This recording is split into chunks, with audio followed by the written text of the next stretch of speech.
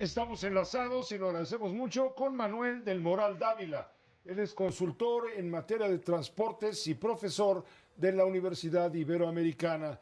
Manuel, muchas gracias por aceptar la invitación. Bienvenido, muy buenas tardes. Da muchísimo gusto conocerte y poder tener este contacto contigo en esta ocasión. Muchas gracias. Tenemos más dudas que certezas sobre lo que ha ocurrido después de un mes exactamente del accidente del tren interoceánico. El maquinista sería el único responsable de esta tragedia. Mi perspectiva es que no, Pepe. O sea, si me permites ahondar un poco más en esta reflexión, te diría que el maquinista, yo podría tener, y en la universidad hemos hablado sobre esto repetidamente, el maquinista hay dos opciones. El maquinista sabía la velocidad a la que iba y el maquinista no lo sabía. Si te parece bien, vamos a ahondar sobre lo que el maquinista sabía. Todo el tiempo, si usted observas la velocidad, todo el tiempo, los casi 200 kilómetros que circula, está arriba de la velocidad permitida.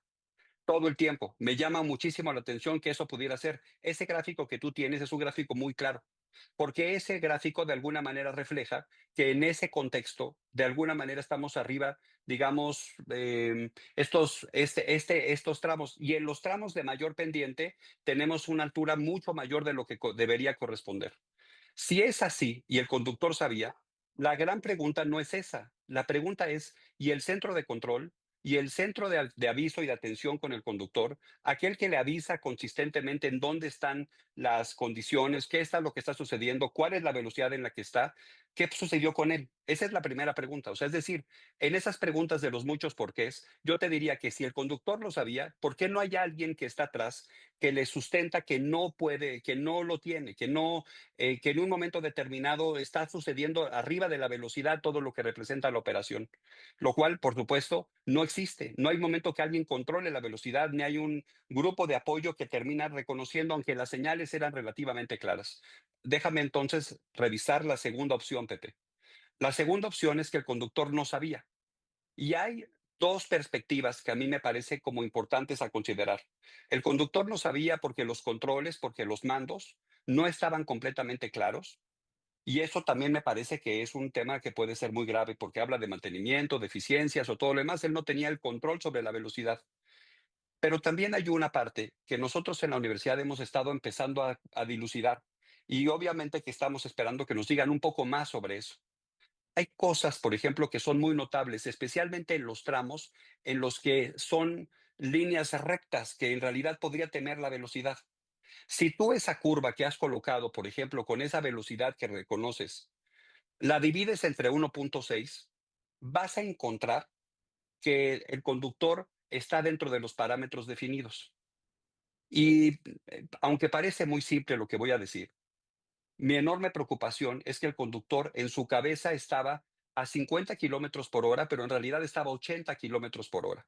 Es decir, la traducción entre millas y kilómetros puede haber sido una pequeña confusión alrededor de lo que representa el conductor. Con esto, con Habrá que esto, identificar, por ejemplo, Manuel, adelante, con esto me quieres decir que los instrumentos de medición de la velocidad del tren están en millas. podría ser. O sea, vaya, es inglés. O sea, podría estar ocurriendo. O sea, podría estar ocurriendo de esa manera. O sea, es muy claro el elemento. En los tráficos, en los elementos de subida, como por ejemplo ocurre cuando casi cuando se descarrila, o sea, en el momento de subida, sí ves que no alcanza, digamos, este valor de 1.6, y es que no le da, porque en realidad va para arriba, va en realidad con una pendiente positiva.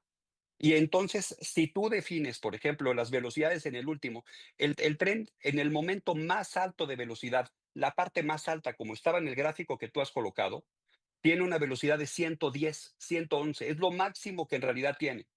Si tú divides ese 110 entre 1.6, vas a empezar a encontrar, por ejemplo, que el límite es 70 y ahí es el límite en ese proceso. O sea, es decir, si correlacionas con 1.6 en los tramos en los que él tiene las líneas rectas, probablemente el conductor en su cabeza y en su entendimiento identifica eso. Habrá que identificar si el conductor, por ejemplo, tiene la experiencia, tiene la pericia, ese conductor. Yo tengo mis dudas, por ejemplo, de que este conductor realmente sea un culpable del proceso. Me parecería, por ejemplo, apartaría sobre la base de inconsciencia, que tú estás todo el tiempo arriba de velocidad. Todos manejamos y probablemente hay un momento que pasamos de 80 a 82 y no nos dimos cuenta, Pepe, pero en realidad no quiere decir que siempre vas a, no siempre vas a 200 o a 120, o sea, nunca vas en ese proceso. O sea, tú siempre, tú sabes que rompiste, pero no vas todo a la línea pendiente, realmente siempre arriba. Entonces, a mí me parece que ahí hay una situación, Pepe, que habría que explorar con mayor profundidad. ¿El conductor sabía o no sabía? Eso es quizá la pregunta que yo tendría. Ahora, hay otro asunto, la edad de los trenes. Entiendo que, uno, los trenes no eran trenes nuevos. Dos, los vagones, llevaba 4 vagones, son muy largos para ese tipo de sinuosidades, o me equivoco, corrígeme. Es completamente de acuerdo. Hablemos de los trenes. Son trenes mayormente entre americanos e ingleses, entre 20 y 40 años de antigüedad. No es ilegal utilizar trenes antiguos. Lo cierto es que un tren antiguo requiere pues un proceso de mantenimiento mucho más grande. Una de las cosas, por ejemplo, que hablaba yo anteriormente alrededor de este tema, es que parecía que este proyecto ha sido como desarrollado sobre dudas, sobre urgencias. Todo el mundo empujaba para que este proyecto se hiciera lo más rápido posible. Ese es el primero. Y el segundo es verdad.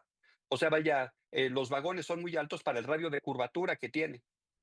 De hecho, para que el radio de curvatura tuviera cierto nivel de control, debería ser alrededor de medio metro, quizá un metro para que el radio fuera así, pero es que no está diseñado para eso. De hecho, la vía del interoceánico o del transísmico, como tú y yo lo hemos conocido a lo largo de toda la vida, o sea, la vía del interoceánico estaba hecho para el manejo de carga, para unir la parte de Salina Cruz con Coatzacoalcos en tema de manejo de carga. Este concepto de colocar pasajeros es un tema que no estaba contemplado, digamos, desde la premisa inicial. Pues se dice que la tripulación estaba operando sin haber tenido la licencia y los exámenes médicos. Ahí también cabría otra responsabilidad, ¿no crees? Bueno, entonces seguimos hablando de una gama de controles. La falla que ocurre aquí es una falla sistémica, Pepe. O sea, no solamente tiene que ver con el conductor, no solo tiene que ver con el vehículo, tiene que ver con la vía, tiene que ver con el diseño, tiene que ver con la zona de la Nisanda, que es una zona particular en términos de humedad y de consolidación del suelo. Tiene que ver, por ejemplo, también con los durmientes de concreto o de madera que estaban a lo largo de todo el camino, y hoy empezamos a reconocer que también este conductor no era un conductor, sino que en realidad tenía una posición diferente a la que en realidad debía ser quien administrara el movimiento y la operación de ida y vuelta. ¿Sospechas tú, finalmente, sospechas tú que la autoridad está tratando de ocultar algo? Sospecho que todavía nos hace falta un estudio de un ente independiente que nos diga una perspectiva mucho más integral y que nos diga de alguna manera cuáles son, en este sentido, las condiciones de respuesta a lo que representa la operación. Me parece que es difícil que una autoridad pueda ser juez y parte y que de alguna manera asuma las consecuencias de todo lo que representa todo este proceso. Son muchos factores sistémicos que están vinculados específicamente a una falta de control a lo largo del proceso.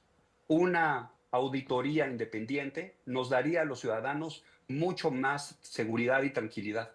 Nosotros, Pepe, no compramos riesgos, Pepe, cuando en realidad entramos a un proceso de transporte, ni cuando compramos una casa, ni cuando compramos un auto, ni cuando vamos a un centro comercial. Nosotros no asumimos ese concepto de riesgo. Nosotros fiamos nuestra vida en alguien más que en realidad deberá tener las competencias profesionales para poder hacerlo. Correcto. ¿Crees tú que los trenes estos no tenían control de velocidad automático? Me sorprende profundamente, pero son trenes de 20 y 40 años de antigüedad. ¿Por qué se fue? ¿Por qué se fue? O sea, yo te podría decir que me parecería inviable que eso sucediera, pero el resultado de estos elementos me da la perspectiva. Ese gráfico lo único que habla es que todo el tiempo estuvo arriba de control. No estuvo, todo el tiempo estuvo arriba digamos, de la velocidad de desplazamiento. Todo el tiempo estuvo arriba. Entonces, cuando planteas un poco esa idea, todo el tiempo está allí. Entonces, pues notablemente, primero, no hay un control y segundo, probablemente no hay una autoridad que está revisando la operación del proceso. O sea, no hay nadie que está diciendo, oye, estás llegando mucho más rápido, estás llegando mucho más alto, a mucha velocidad mucho mayor. Pues distancia es igual a velocidad entre tiempo y fácilmente es poder encontrar cuál es es la velocidad. Entonces, si sí tienen control, entonces eventualmente, ¿por qué pasó esto? Y si no tienen control, pues entonces probablemente no hay alguien que en realidad está avisando consistentemente al conductor. Una empresa de transporte tiene un seguimiento directo sobre esto. O sea, una empresa que tiene un camión está monitoreando al transporte para decir dónde está, a qué velocidad está, cuáles son los elementos. Tenemos tacómetros en eso. Entonces, habría que identificar, si esto era una práctica común, pues sería valioso ver otros recorridos que nos dieran la perspectiva sobre, pues consistentemente íbamos siempre arriba en términos de velocidad, o en realidad esta fue una situación única, pero insisto nuevamente, creo que esto tiene que ver con una combinación de muchos factores. Solamente es dividir entre 1.6 y ahí te darás cuenta que estamos entonces entrando. Y si te das cuenta de esta división de 1.6, quizá el conductor lo que sabe o lo que cree es que está realmente en el lugar correcto, en el momento correcto de lo que representan los conceptos de velocidad. Pues muchas gracias, Manuel del Moral. Gracias por permitirnos escuchar tu opinión sobre esto que ciertamente desata dudas y cada vez hay menos certezas. Pepe, te agradezco mucho, estoy a tus órdenes si así lo consideras conveniente. Pero seguro, claro que sí. Gracias, Manuel del Moral Dávila, consultor en transporte.